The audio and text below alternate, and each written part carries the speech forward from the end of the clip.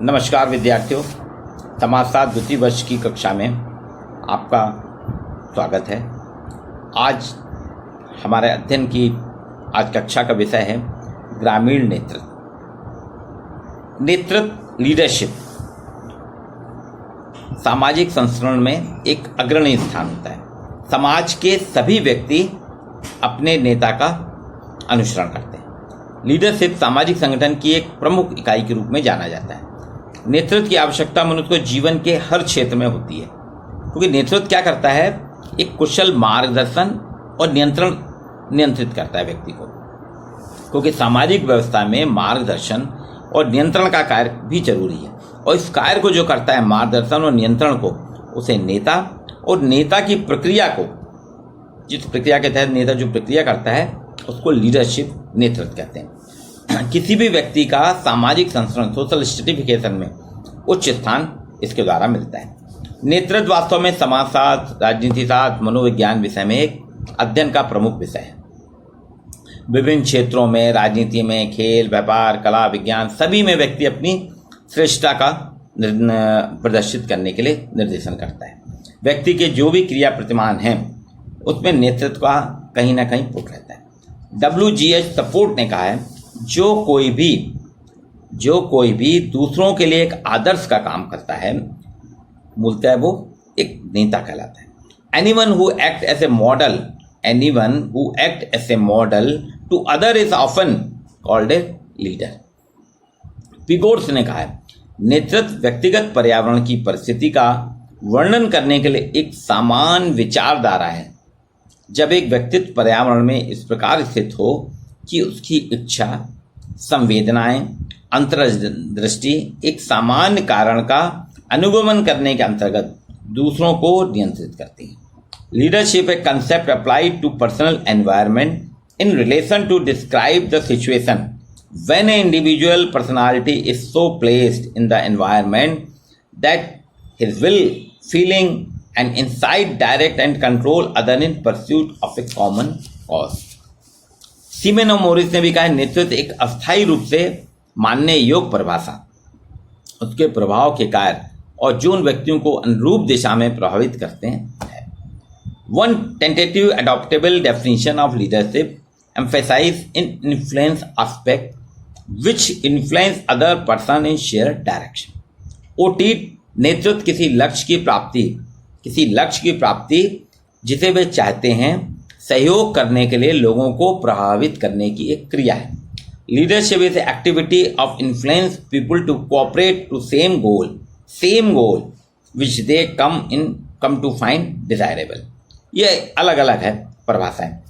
अब नेतृत्व में अगर इसके अपन गुण देखें या कैरेक्टरिस्टिक्स देखें, इसमें डोमिनेंस का गुण होता है, प्रभुत्व का गुण होता है। नेतृत्व परिस्थितियों से संबंधित अवधारणा है। नेतृत्व प्रभावित करने की दुमार्गी प्रक्रिया है, जिसमें नेता अन्यों को अधिक प्रभावित करता है और उनसे स्वयं कम प्रभावित होता है। नेतृत्व का आधार समूह की आवश्यकता पूर्ति है।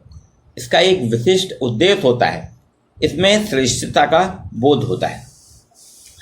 ये प्रभुत्व वाली बात है, परिस्थितियों से संबंधित है, प्रभावित करने की दुमार्गी प्रक्रिया है, समूह की आवश्यकता है, need of group, specific object होते हैं, एक्सीलेंसी होती है, विशिष्ट व्यवहार प्रतिमान होते हैं, इसमें पारस्परिक उत्तेजना की प्रक्रिया है, ग्रुप वर्क है, सामूहिक कार्य है, औपचारिक अनौपचारिक होती है, और इसका वाइड एरिया होता है, विस्तृत क्षेत्र होता है।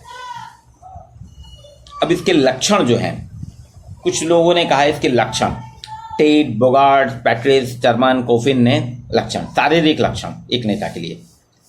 ऊंचाई, वजन, नेतृत्व का एक आवश्यक गुण ऊंचाई है, हाइट। ऊंचाई से व्यक्ति को असाधारण रूप से प्राप्त होती है, यह व्यक्ति को आकर्षक बनाती है। ऊंचाई के कारण ही व्यक्ति शीघ्र ही अपने नेता को पहचान लेते हैं। वजन और नेतृत्व में कोई विशेष संबंध नहीं है, लेकिन नेतृत्व के संबंध में जो अध्ययन हुए हैं, अधिकांश नेता शारीरिक दृष्टि से भारी भरकम शरीर और अधिक वजन के हैं। कुछ मैं बताता हूं, मेरी पुस्तक में मैंने इसको डिफाइन किया है, BA सेकेंड ईयर, शिवलाल प्रकाशन, आगरा से। नेतृत्व के लक्षण, अब देखिए, टीड ने कहा है फिजिकल पावर होता है, उद्देश्यवाद साधनों का पर्याप्त ज्ञान होता है नेता को, मैत्री और अनुराग फ्रेंडशिप और इमोशनल अप्रोच वाला होता है, ट्रस्ट वाला होता है, उसमें विश्वास, डिसीजन, निश्चय, तकनीकी ज्ञान रखता है वो, बुद्धि, शिक्षण कौशल। ये टीड ने नेतृत्व के लक्षण बताए।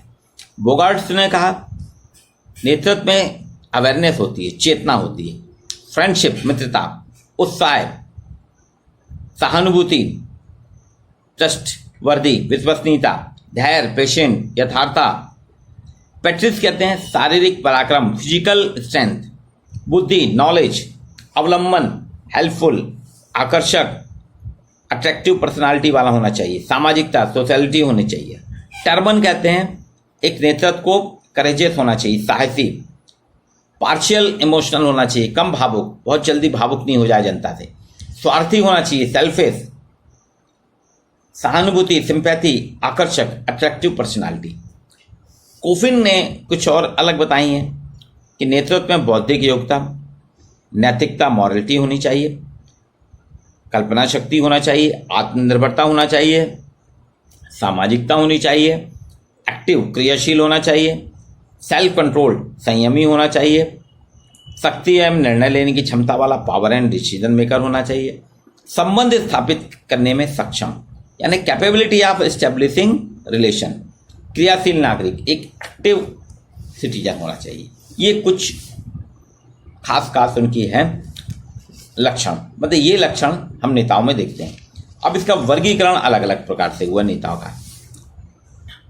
प्रत्यक्ष अप्रत्यक्ष नेतृत्व होता है। बोगार्ट्स कहते हैं कि प्रत्यक्ष अप्रत्यक्ष नेतृत्व सामाजिक अधिशासी, सोशल एग्जीक्यूटिव लीडरशिप, अधिशासी नेतृत्व, एग्जीक्यूटिव लीडरशिप, स्वेच्छाचारी नेतृत्व, ऑटोक्रेटिक लीडरशिप, करिश्माई नेतृत्व है ना, करिश्मेटिक लीडरशिप, प्रजातांत्रिक नेतृत्व, डेमोक्रेटिक लीडरशिप और पैतृक नेतृत्व, पैटर्नल लीडरशिप। ये बोगार्ट्स ने इनका वर्णन किया है। प्रत्यक्ष अप्रत्यक्ष में आप देखेंगे गांव का सरपंच, ग्राम सेवक, अध्यापक, चिकित्सक आदि व्यक्ति, इनसे समाज बहुत प्रभावित होता है और इनके निर्देशन में कार्य करता है। ये अप्रत्यक्ष नेतृत्व की व्याख्या करते हुए बोगार्ट्स कहते हैं अप्रत्यक्ष नेतृत्व में वे व्यक्ति आते हैं जिनके पास कोई पद नहीं होता लेकिन समाज उनके प्रभुत्व से प्रभावित होता है, जैसे गांव के बुजुर्ग व्यक्ति, पंडा, पुजारी आदि। सामाजिक अधिशासी नेतृत्व, इसमें सामाजिक कार्यकर्ता आते हैं जो समाज के कल्याण और विकास के लिए निरंतर कार्य करते रहते हैं, जैसे राजा राममोहन राय, विवेकानंद, रामकृष्ण परमहंस, मेधा पाटकर, अन्ना हजारे, बाबा रामदेव। ये सब सामाजिक कार्यकर्ता का समाज के लोग इनके प्रभुत्व से प्रभावित होकर पूरा संपूर्ण समुदाय इनका अनुसरण करता है। अधिशासी एग्जीक्यूटिव, ये पद के कारण समुदाय के सदस्य से अनुशासित, इनके पास एक पद होता है, जैसे कलेक्टर, कमिश्नर, एसपी, न्यायमूर्ति, एक पद है ना इनका। इस पद के कारण लोग इनसे इनके अधिशासन में इनका नेतृत्व स्वीकार करते हैं और अनुसरण करते हैं। स्वेच्छाचारी नेतृत्व, बोगार्ट ने कहा कि स्वेच्छाचारी में कुछ व्यक्ति समाज में स्वेच्छाचारी प्रवृत्ति के होते हैं जो अपने स्वयं के सिद्धांतों के अनुसार व्यवहार करते हैं और उनका इतना प्रभुत्व हो जाता है कि व्यक्ति उनका अनुसरण करने लगता है। जैसे पंजाब का उन्होंने कहा खालिस्तान समर्थक, पश्चिम बंगाल, आंध्र प्रदेश, मध्य प्रदेश, छत्तीसगढ़ में नक्सलवादी समर्थक, बिहार की रणवीर सेना, ये स्वेच्छाचारी नेतृत्व के व्यक्ति हैं। करिश्माई, हर समाज में कुछ ना कुछ करिश्माई लीडरशिप वाले होते हैं, उनकी क्षमता इतनी होती है कि लोग उनका अनुसरण करते हैं, जैसे साईं बाबा, संत कबीर, गुरु नानक, सुभाष चंद्र बोस, महात्मा गांधी, बाबा रामदेव, सचिन तेंदुलकर, ये सब करिश्माई नेतृत्व है। प्रजातांत्रिक, चुनाव के द्वारा प्रजातांत्रिक व्यवस्था, इसमें चुनाव होता है, इसमें नेता जो है चुन के आता है और जनता उनका अनुसरण करती है। पैतृक नेतृत्व, ये गांव में पीढ़ी दर पीढ़ी चलता है, मंदिर के पुजारी, जाति पंचायत के पंच, गांव के जमींदार, हालांकि आजकल तो चुनाव होने लगे हैं लेकिन फिर भी जमींदार और मालगुजार पैतृक में। बोगार्ट्स के बाद किम्बाल ने कहा एक होता है प्रजातांत्रिक, जो बात हुई लोकसभा, विधानसभा, पंचायत चुनाव, नगर निगम, ये जो नेतृत्व है ये प्रजातांत्रिक व्यवस्था में होता है। सुधारवादी नेतृत्व, समाज में कुछ लोग होते हैं समाज सुधार का काम करते हैं, समाज की रूढ़ियों को, समाज की परंपराओं को सुधारने का काम करते हैं। महात्मा गांधी, दयानंद सरस्वती, राजा राम मोहन राय, अंबेडकर, ज्योतिबा फुले, अन्ना हजारे, ये सब उसी में आते हैं। नौकरशाही नेतृत्व जो ब्यूरोक्रेसी से होता है, जिसके अंदर कलेक्टर है, एसपी है, ये ऑफिसर के कारण, पद के कारण लोग इनसे अनुशासित और वफादारी करते हैं।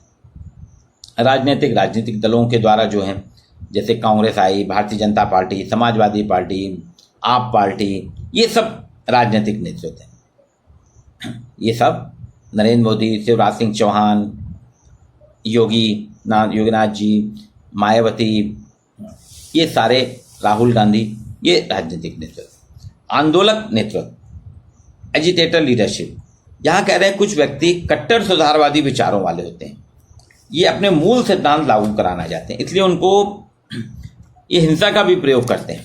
ये लोग हिंसा का, इसलिए किम्बॉल यंग ने कहा ये उग्रवादी स्वभाव के कारण लोग इनसे इनका अनुसरण करने लगते हैं। ऑरस्टीन ने भी एक चर्चा की है, वो कहते हैं दो प्रकार का होता है नेतृत्व, एक औपचारिक फॉर्मल, एक अनौपचारिक। फॉर्मल में क्या है, जैसा कि नाम से स्पष्ट है, शासन या किसी संस्था द्वारा सामाजिक व्यवस्था के संचालन के लिए औपचारिक प्रक्रिया नियमों के द्वारा नेता की नियुक्ति करता है, जैसे सरपंच, पंच, ग्राम सेवक, अध्यापक, ये सारी चीजें। अनौपचारिक अपने नाम के अनुरूप ये नियमावली रहती है इसकी, बिना किसी नियमावली के, कोई नियम नहीं है, ये होता है। समाज में कुछ व्यक्ति जो हैं उनकी योग्यता का समाज पर बहुत प्रभाव पड़ता है। गांव के पुजारी, ज्योतिषी, संत, जमींदार, इनके पास इनकी योग्यता जो रहती है जिससे लोग इनके अनुयायी हो जाते हैं। अब ग्रामीण नेतृत्व जो है भारत में हम देखें तो 70% आबादी हमारी ग्रामीण है। तो यहाँ पे ग्रामीण नेतृत्व जो है, यहाँ 3-4 प्रकार हैं। एक तो परंपरागत होते हैं नेता, ट्रेडिशनल लीडर होते हैं गांव में, गांव के चले आ रहे हैं पीढ़ी दर पीढ़ी। एक होते हैं स्वीकृत नेता, जैसा कि पूरा गांव इनको स्वीकृति प्रदान करता है।